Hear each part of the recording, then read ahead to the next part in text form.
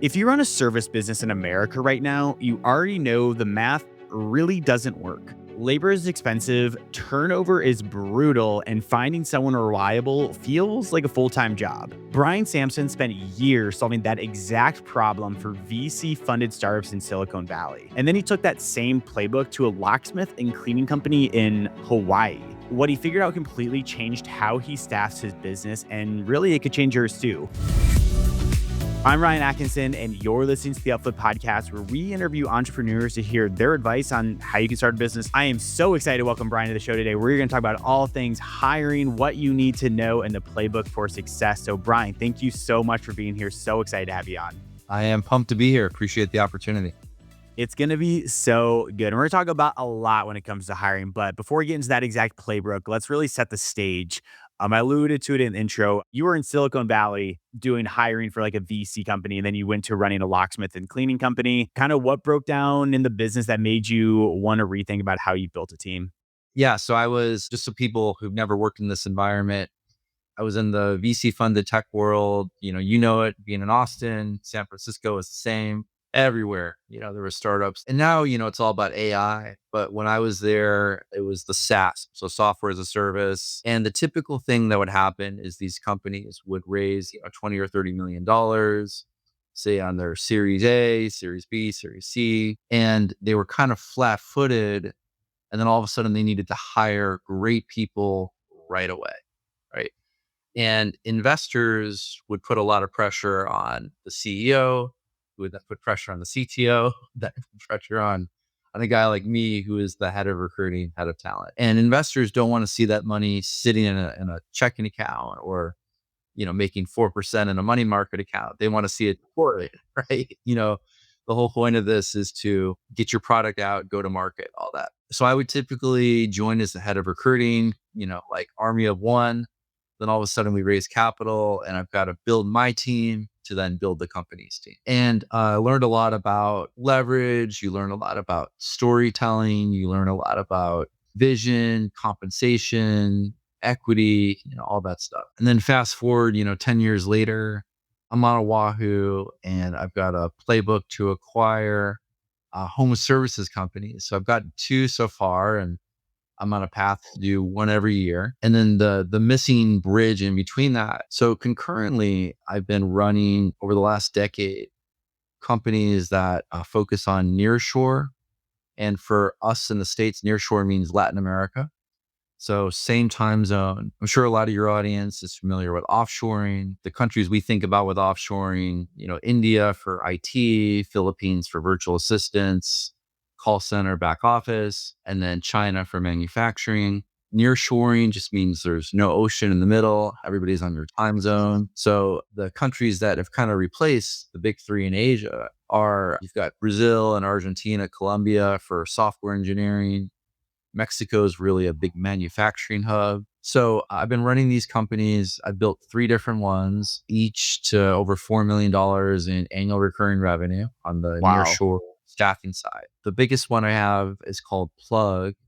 And if we play all our cards right, we might touch 8 million this year in ARR. Wow. Where's AI fit into all this? Is AI going to replace a lot of the software engineers? So what I really love about home services is it seems to be like the last bastion before AI and robots and all this stuff. Yeah, well, let's talk about hiring, like the nearshore talent in particular. If someone's listening right now and they want to start a home service business, let's just stay in that category. What are some like top things that they should be looking for from nearshore talent, like position wise, that a home service company could take on? There's been this pattern that I've seen where you have honestly like even businesses that get all the way close to like $1 million and under are kind of clueless with everything that's not related to your specific skill set when it comes to scheduling, getting payments, organizing payroll. This is like the sweet spot for offshoring or nearshoring. Asia is exceptionally good at process. So if you give a very detailed, like you're just a process driven founder, there's an 18-step thing that you want to do when you hire, 12 steps when you run payroll. If your mind works like that, go to Asia. You don't need Latin America. The problem is, Ryan, is I think most entrepreneurs are like me. I don't have a process for everything. I'm like a fly by the seat of my pants, spontaneous, and something shiny. I want to try it. I want to implement it. So it's going to be a little bit more, not crazy more in Latin America versus Asia, but a little bit more. And I'd almost use the analogy for those who've worked with, say, a virtual assistant versus an executive assistant. And like, what's the difference? I think for many, a virtual assistant is you have clear tasks that you need to be done, that you need to get done, and you throw it over the wall for the VA to do it. Great, easy enough. And maybe AI can do some of that stuff today. When I started working with like real executive assistants, it flipped my whole thinking around it. Executive assistants anticipate. They try to guess where you might need help. And they're already like laying the tracks or trying to figure out the solutions. Let's talk about the EAs then. So I think an EA, like anybody could really hire for an EA. So that's why I really like that, especially if you're like a small business. EAs can be super helpful. Give me like 2 or 3 tasks that an EA would be like perfect for. I know you said the process and everything, but give me 2 or 3 tasks that like if you could hand over to an EA, what are some things that they should do? I think the operative word here is task. And that's maybe what I'm trying to move away from. So a VA is task driven. Okay, Ryan, I've just finished this task. What's the next task you want me to work on? That's the VA world. The EA world is problems or goals or strategy. Here's what I'm trying to build. Here's where I want the company to look like in 6 months. They start to anticipate, oh, okay, so, we're going to need to ramp up hiring in this area. We need to have our entity approved in Florida, in the next quarter. We're going to need to have payroll set up. We're going to need to have our EIN for this DBA. Like they're anticipating. And then it's just a matter of, okay, boss, here's what I'm going to plan to work on to get us operational. Are we aligned on the priorities? And you go, yep, thumbs up. They get it done. Totally different way of thinking. So, do you have like an example or anything that comes to mind? Would it be like, hey, and anything from like personal story as well? Like, hey, I want to grow by 30% by the end of the year. What have you seen like an EA like do? And yeah, let's answer that question first. Yeah, sure. So even, take like my cleaning company. They're helping to think through everything from like pricing strategy, like and this is someone in Central America. They're like, "Hey, I looked at some competitors. I think we're underpriced in this area." Like Interesting. normally, this is something like you expect the founder to come up with and then they throw it over the wall for a VA to, implement like pricing letters or engagement letters or something. My guy in Nicaragua is saying, hey, I looked at these 3 competitors. I think we're underpriced by 20%. Would you like me to adjust the pricing?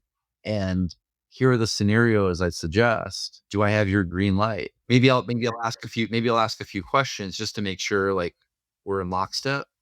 But wow, totally different way of thinking about it. Are you working a 9 to 5 but dream of entrepreneurial freedom? Look no further than the Upflip Academy, the #1 entrepreneurial platform with 20 plus step-by-step courses taught by active business owners, live workshops, hands-on skill training, a business idea database, and a thriving entrepreneur community to keep you accountable. Click the link in the description below to join the Upflip Academy today and make this the year you stopped dreaming and started building your business without guesswork.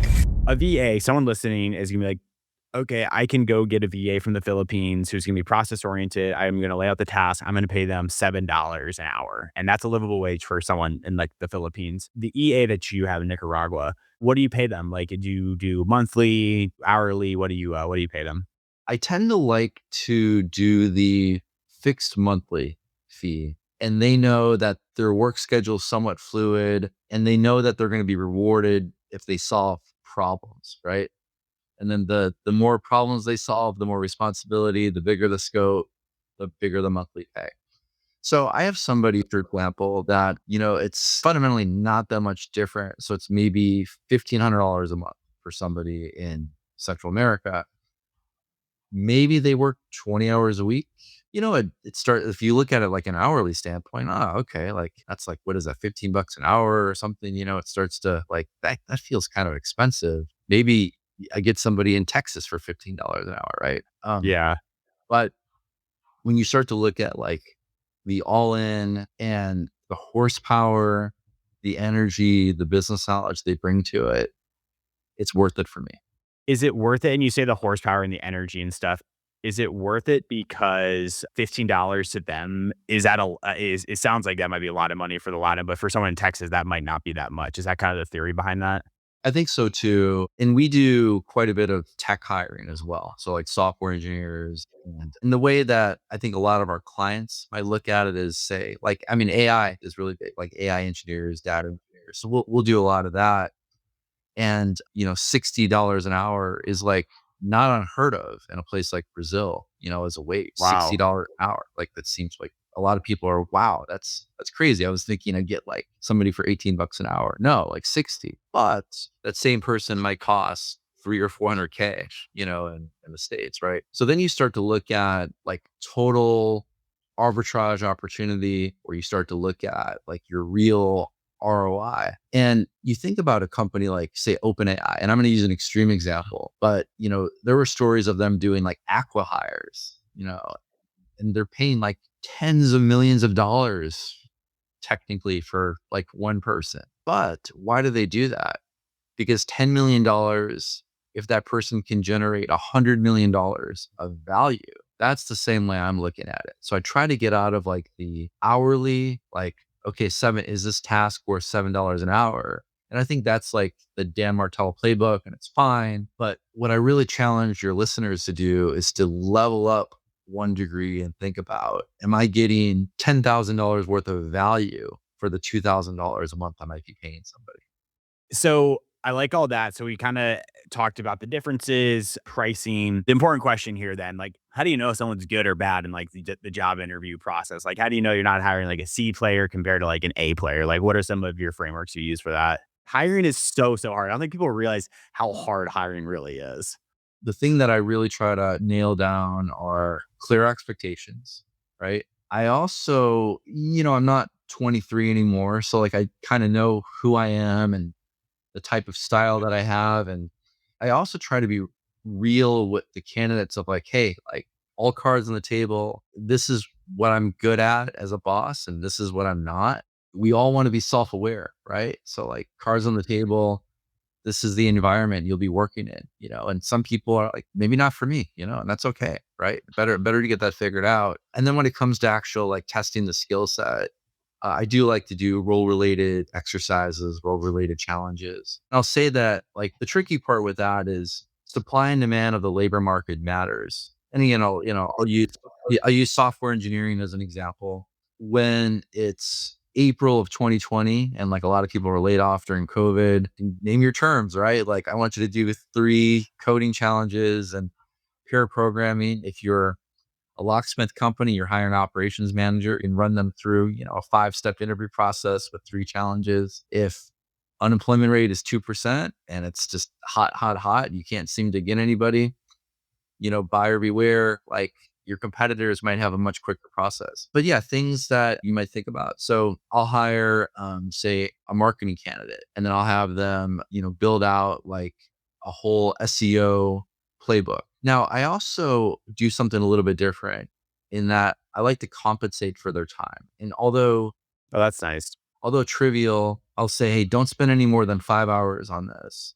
And generally, maybe it costs me $100, right, for them to put that together. But this way, they don't feel like totally taken advantage of, and they also tend to really put all their effort in. So I get to see the real them, not like, all right, what's something like AI can? I'll just chat GPT the thing and throw it over the wall, and then I'm like, well, this is obviously chat GPT. You didn't really try, and they're like, well, you'd pay me, so like you It's know, fair. um, this way we all feel like we're committed. And I'm obviously not doing that for 50 candidates. It's like the top 3, maybe I'll run that through. And a $300 expense on interviews to really get the right person is worth it in the long run. Absolutely worth it. One thing that I started to do during interviews, and I'd be curious your take on this. So when I interview like VAs and stuff, I used to go in there saying like, "Hey, do you know how to do SEO? Do you know how to do email marketing? Do you know how to do XYZ?" That's how I used to go in there, and every time they always said, "Yes, I absolutely like know how to do it. Like I'm the best in the world at it." How I flipped it, and I'd be curious your take on this is instead of asking that, it's like, well, what are you best at when it comes to marketing? Because then it's like the truth. Then they're not, just confirming. So I'd be curious, like, do you have any structure like that on how you do questions and stuff? Or Yeah, I used to do that when I hired recruiters, something almost exactly same where I think if you really know the domain, it's easier to do this. So for example, like I've been lucky when I've hired CFOs before, but I like kind of know finance from my MBA, but like I'm not a finance person. But recruiting, like I know deeply. So then you can break it down into like there's like 15 parts of recruiting. It's not just like, are you good at recruiting? It's, okay, so there's, list building and research, there's sourcing, there's screening, there's negotiation, there's interview coordination and scheduling, there's hiring manager, engagement and closing percentages. So there's like this whole spectrum of things. Okay, out of all these, what are you best at? What do you least like to do? Yeah. yeah, that's like the right way to do it.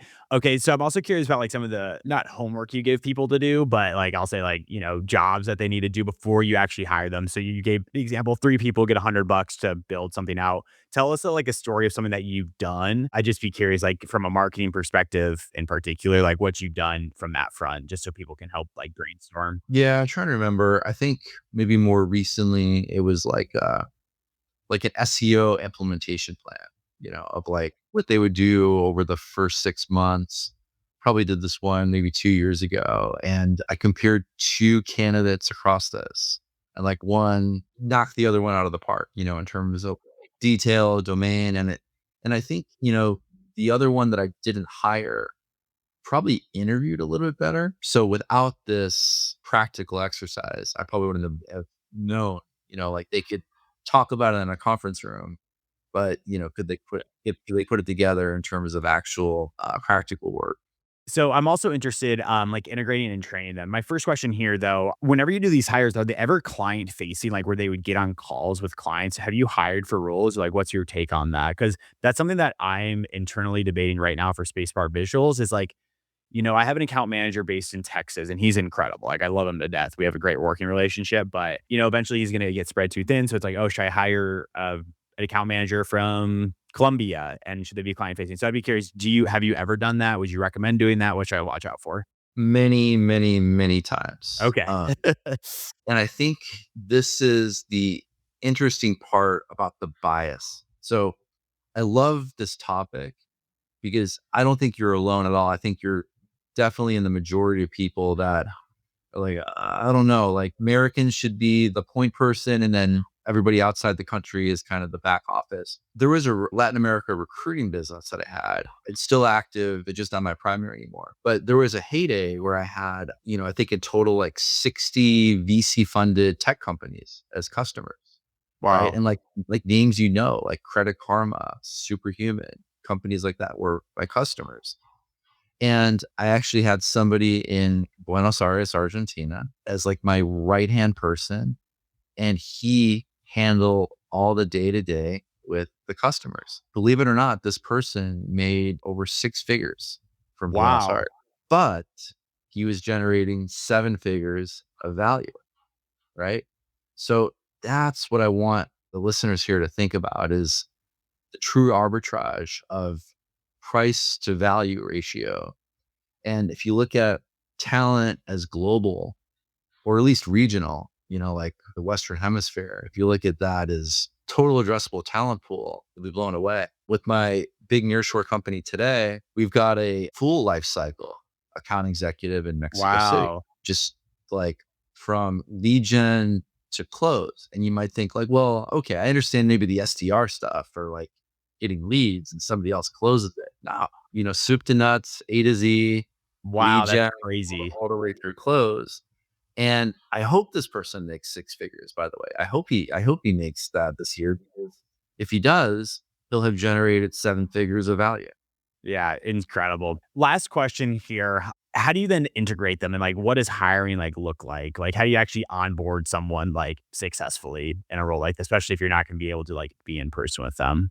Honestly, I don't think it's any different from if you're in Kansas City and you're hiring somebody in Austin, right? You're not in the same office, so you gotta communicate more. Just like over communicate goals. And I know like micromanagement gets a bad rap, but I think there's a lot of semantics around it. Like you want people to know that you're there, you're in their corner, you're checking in with them, not to smother them, but you're checking in with them to make sure that they're set up for success, that they're super clear on the expectations, they know all the resources at their disposal. And then you take the time to just get to know them as a human being. I think that really matters too. I think that's like one of the biggest things, honestly, is to understand the person as a human being. So that is so good. That has been really, really good stuff. And I love the topic of like hiring. How do you do it right? So, Brian, this has been amazing. Let's jump to our fan blitz questions. And listeners, if you want to join in on world class entrepreneurs, email us at podcast@upflip.com to get all your questions answered. But, Brian, ready for our last five here? Let's do it. What's the first hire every service owner should make, local or near shore? Yeah, nearshore operations. Nearshore operations. I like it. Number two, someone's scared to hire outside the US for the first time. What do you tell them? I would tell them, try it. We have way more bias than in our programming than we think, and you'll never learn if you don't try it. But pick something low consequence to try it with. What's the one tool you couldn't run your business without right now? Monday.com. I just switched our company to Monday.com from Google Sheets literally right before this call. That is so funny you said that. That is my sign from above that I need to do that. That is awesome. I swear on everything. I just did that before this call. Fun fact, do you know the name of Monday.com before it was called that? I feel like I do, but I don't. I don't know. It's kind of a ridiculous name, but for the OGs, going back 10 years, I've been using it. And it was called Da Pulse, like DAPULSE. Da Wow. Pulse. I Yeah. did not know that actually. That's awesome. I'll have to get your Monday integrations that you do. Biggest lie the internet told you about building a business. Hire salespeople first. I think it's really important as a founder to get out there and land your first 20, 30 customers. All right, then last question for you. We just kind of on this, but what's the one thing that separates an A player from everyone else? I would say their ability to make everybody else around them better. I really like that. That is a good one to wrap on. Brian, I want to thank you so much again for joining us today. It sounds like, oh, I need to check out Brian, check out his website and ask him any questions. Where can they connect with you at? Yeah, thank you. Plug.tech is our nearshore staffing company, plugg.tech. And I'll drop one more company. We also have an AI company that builds leverage. So that's how my brain works, is where can I do leverage? Right now, it's all about nearshoring and Latin America. The AI business is Bansal.ai. That also works with a ton of services companies on AI integration. Everyone, that was an amazing episode with Brian. 3 quick takeaways for you. The VA versus EA. I really like that part of the conversation. While a VA is really task driven, an EA is going to be able to actually help you brainstorm and get to the goals that you want to see. Number 2, what's the ROI of a hire? I think that's a really good question to ask yourself. If you're hiring a salesperson for $100,000, let's call it, are they going to be able to generate $1 million in revenue? Obviously, that's a great ROI right there. So always ask that question for you. And I really like just the part on like the LATAM versus Asia conversation, where LATAM is going to be a little bit more creative. The Asia is going to be very like process driven. I think that's just like a quick tidbit that I think you could take away from. Great episode here with Brian. If you guys are enjoying this podcast, please give us a 5-star wherever you listen. It helps us get more amazing entrepreneurs like Brian onto the show, and we will see you next Monday. Brian, thank you so much for our time today, and thank you so much for being here. Thank you.